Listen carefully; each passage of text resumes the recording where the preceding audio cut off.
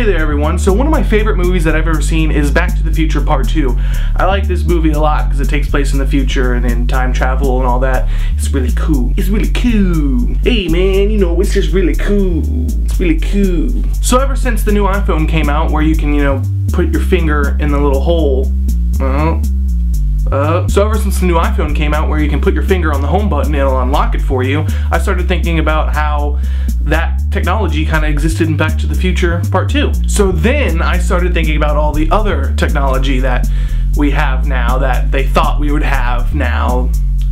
You know what I mean. One thing that I remember from Back to the Future Part 2 is when Marty McFly's wandering around town and he sees a movie theater that says Jaws 19 and then a giant hologram comes out and eats him and he gets scared. Well, stuff like that kind of happens all the time. We love making our sequels, so Jaws 19, I would totally think that would exist someday.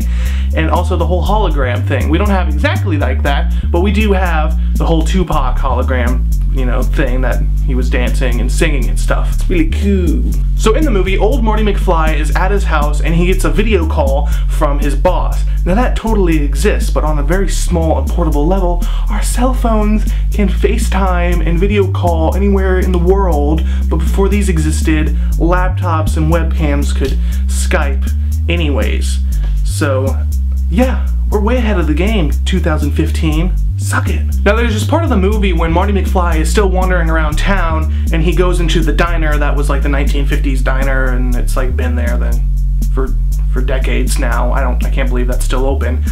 But in the diner there's this arcade, 1980s arcade machine shoot 'em cowboy things, and he goes over there and he plays and these two kids are like, "Oh, that is such a baby game. You have to use your hands."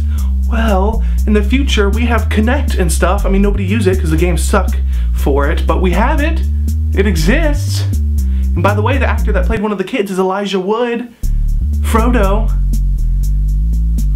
Cool, right? It's really cool. Now, I'm not a big baseball person, but in the movie, Marty McFly sees this screen where the Cubs and a Miami team, you know, baseball fought, I don't know, went against each other, whatever. But in the 1980s, there was no Miami team, there was no Florida baseball team. Only in 1993, the Florida Marlins were made. So he even got the baseball team right.